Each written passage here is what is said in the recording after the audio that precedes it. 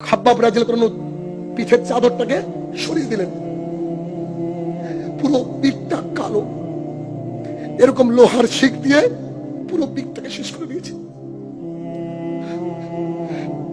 উমর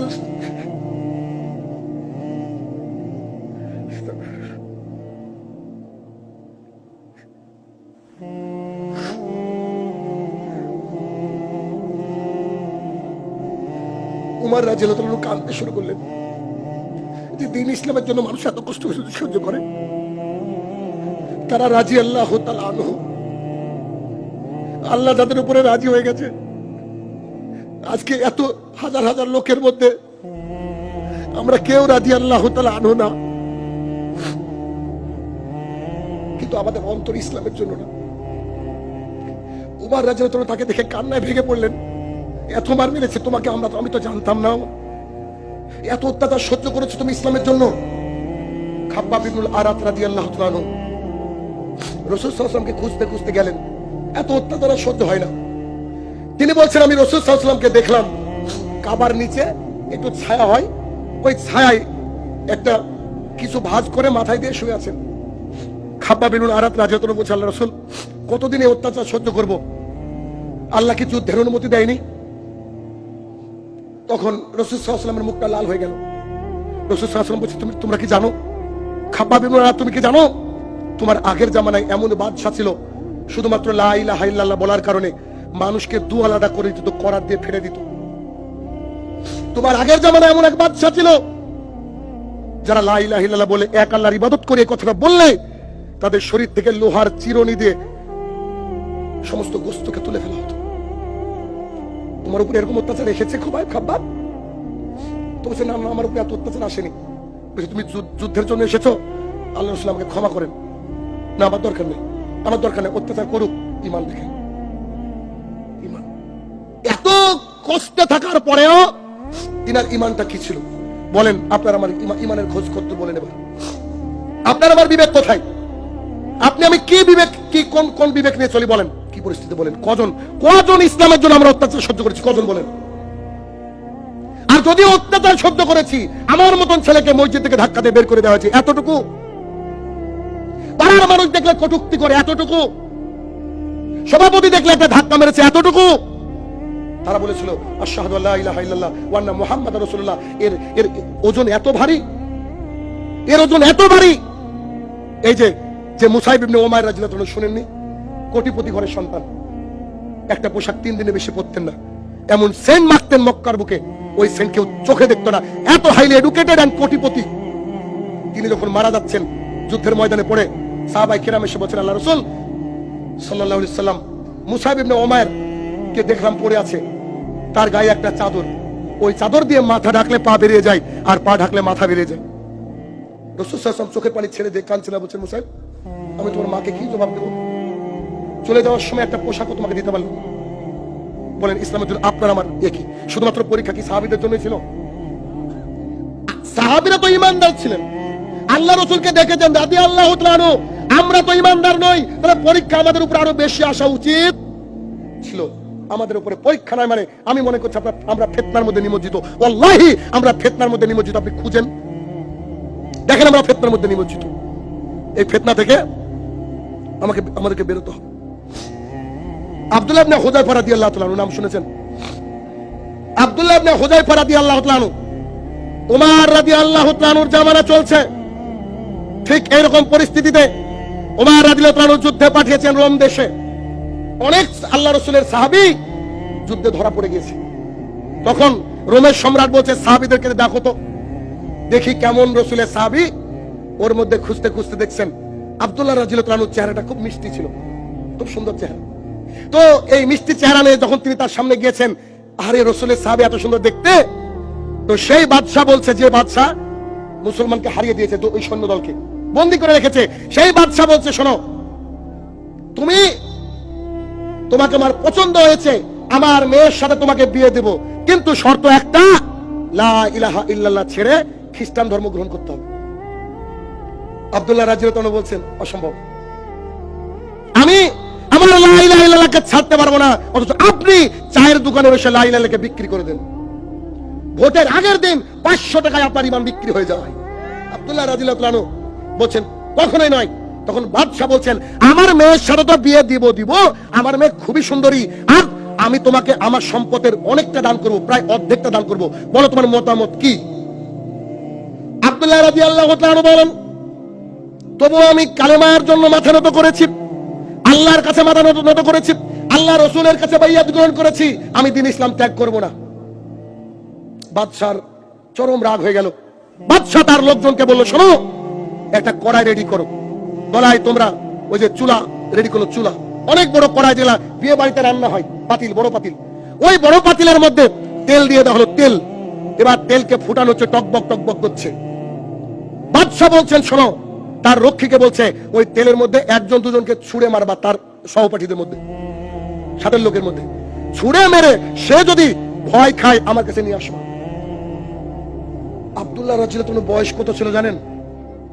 এই যে ইয়াং ছেলেগুলো বসে আছে না, এদের মতো বয়স। আব্দুল্লাহ রাদিয়াল্লাহু তাআলা দাঁড়িয়ে আছেন, তিনার সামনে দুজন ব্যক্তিকে তেলের কড়াইয়ের মধ্যে দিয়ে দেওয়া হলো।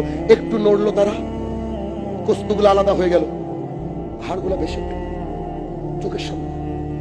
আব্দুল্লাহ রাদিয়াল্লাহু তাআলা অঝরে কাঁদতে শুরু করলেন। তার দেহরক্ষীরা তাকে ধরে নিয়ে গিয়ে বলছে বাদশা মনটা নরম হয়েছে বেচারা, মরতে দেখলে কার না মনটা নরম হয়ে যায়। তখন তিনি বললে আচ্ছা তাই তুমি আমার মেয়ের সাথে বিয়ে করতে রাজি? তো বলছে না। তো তাহলে তুমি কান্না করছিলে কেন? বলছে আসলে আমি কান্না করছিলাম এই জন্য, আমি আল্লাহকে মনে মনে বলছিলাম আল্লাহ বয়স তো বেশি হয়নি, 20-22 বছরের যুবক আমি, এত তাড়াতাড়ি তোমার জন্য জীবনটা দিয়ে দিব? যদি মরতে হয় তোমার রাস্তায় মরবো, আল্লাহ তুমি আমার একটা দোয়া কবুল করো, আমার দেহে যতগুলা পশম রয়েছে প্রত্যেকটা পশমের বিনিময়ে এক একটা আব্দুল্লাহ তৈরি করে দাও, প্রত্যেকটা আব্দুল্লাহ তোমার দিনকে রক্ষা করার জন্য মৃত্যুর কোলে ঢলে পড়বে। একজন যুবক, বাদশা বলছে বাপরে বাপ, ইমান এত দামি তোমাদের? বলছে হ্যাঁ। তখন বাদশা তাকে একটা অফার দিল। অফারটা কি জানেন? তুমি যদি আমার কপালে চুমু খাও, পারেনি বাদশার কিছু করতে, তুমি যদি আমার কপালে চুমু খাও আমি তোমাকে ছেড়ে দেব। আব্দুল্লাহ রাদিয়াল্লাহু তাআলা বলছেন চুমু খেতে পারি একটা শর্তে। শর্তটা কি? যদি আমার সব বন্দীদেরকে ছেড়ে দেন, আমার সব ভাইদেরকে ছেড়ে দেন, তাহলে আজকে আমি চুমু খাবো আপনার কপালে। বাদশা বলছে তাই হবে, যা। তিনি বাদশার কপালে চুমু দিয়ে দিলেন, সব সাহাবাদেরকে নিয়ে চলে গিয়েছেন। উমর রাদিয়াল্লাহু তাআলার কাছে গিয়ে পুরো ঘটনা শোনাচ্ছেন। উমরকে বলছেন এই ঘটনা ঘটেছিল। উমর রাদিয়াল্লাহু তাআলা তাকে ডাকলেন, কপালে একটা চুমু খেলেন। কে চুমু খেলেন? আপনি কি বুঝতে পারছেন উমরকে? আল্লাহ রাসূলের পরে কেউ যদি নবী হতো তাহলে তিনি। উমরকে জানেন? যে রাস্তা দিয়ে হাঁটে ওই রাস্তা দিয়ে শয়তান থাকে। উমরকে জানেন? আল্লাহ রাসূলের পাশে শুয়ে আছে আজকেও।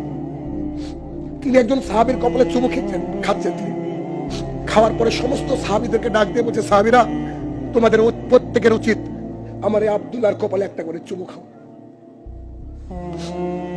অনেক তো ইয়াং যুবক ভাইরা রয়েছেন, বলেন কি বুঝলেন আমার বক্তৃতা থেকে? কি পরিবর্তন হবে? আমি জানি আপনাদের পরিবর্তন অনেকেরই হয়তো হবে না, তবে আল্লাহর কাছে দোয়া করে আপনারা পরিবর্তন হন। এতটুকুই। রাসূলুল্লাহ সাল্লাল্লাহু আলাইহি সাল্লামের সাহাবী অনেকে ইন্তেকাল করেছেন উহুদের যুদ্ধে। একজন সাহাবী আল্লাহ রাসূলের মতো দেখতে ছিলেন, আল্লাহ রাসূলের মতো, তিনি মারা গিয়েছেন। এলাকায় চারিদিকে সংবাদ যে রাসূল সাল্লাল্লাহু আলাইহি ওয়াসাল্লাম মারা গিয়েছেন। একজন মহিলা বাড়ি থেকে দৌড়ে চলে আসছে, দৌড়ে আসার সময় সে একজন সাহাবীকে জিজ্ঞাসা করছে আল্লাহ রাসূল কেমন আছে? একজন মহিলা তো বলছে যে আল্লাহ রাসূল কেমন আছে মানে? তুমি কি জানো তোমার আব্বাকে শহীদ করে দেওয়া হয়েছে? মেয়েকে কি শোনাচ্ছে? তোমার আব্বাকে শহীদ করে দেওয়া হয়েছে। তখন মহিলাটা চিৎকার দিয়ে বলছে রাসূল কেমন আছে? আরো একজন সাহাবী এসে বলছেন তোমার ভাইকে শহীদ করে দেওয়া হয়েছে।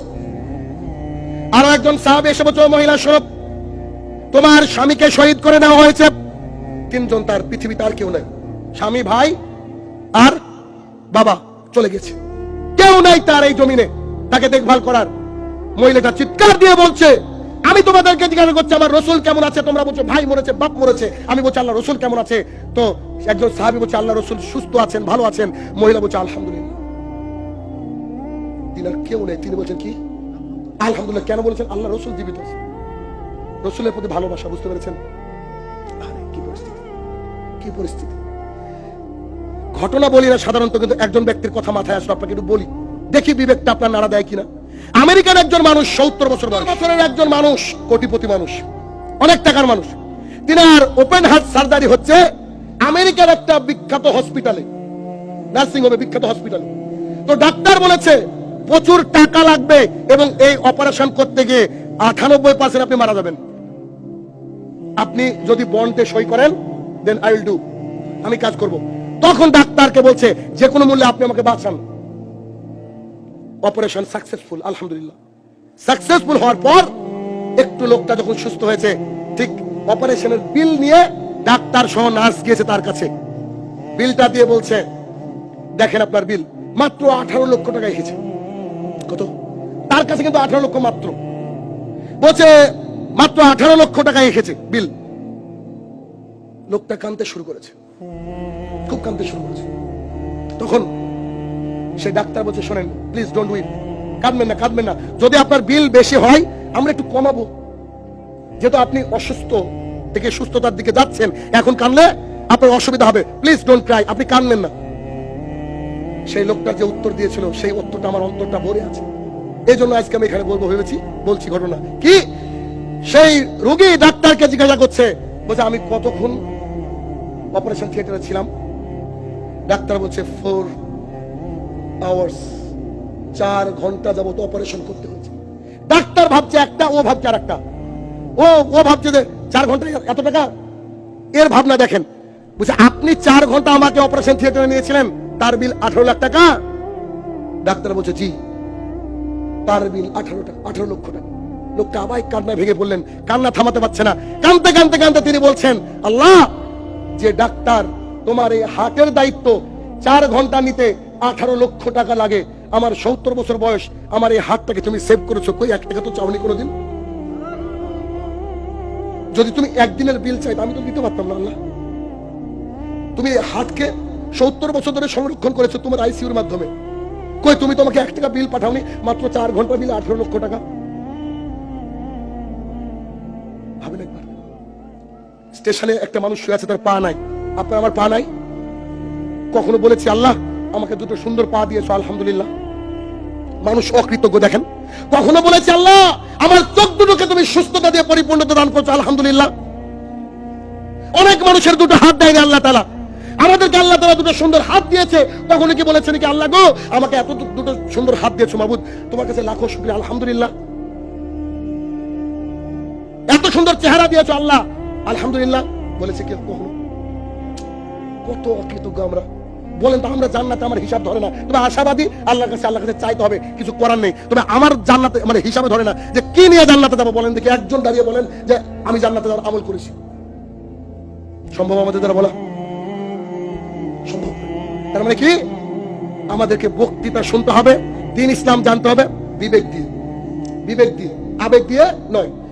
আবু হুরায়রা রাদিয়াল্লাহু তাআলা আনহু বলেন, রাসূলুল্লাহ সাল্লাল্লাহু আলাইহি ওয়াসাল্লাম বলেছেন, গাভীর ওলান থেকে, বাঘ থেকে দুধ বের করে যেমন গাভীর ওলানে দুধ ঢোকানো অসম্ভব, ঠিক তেমনি যেই চোখ আল্লাহ তাআলার ভয়ে কাঁদে, যেই চোখ আল্লাহ তাআলার ভয়ে কাঁদে, সেই চোখ জাহান্নামে যাওয়া তত কষ্টকর।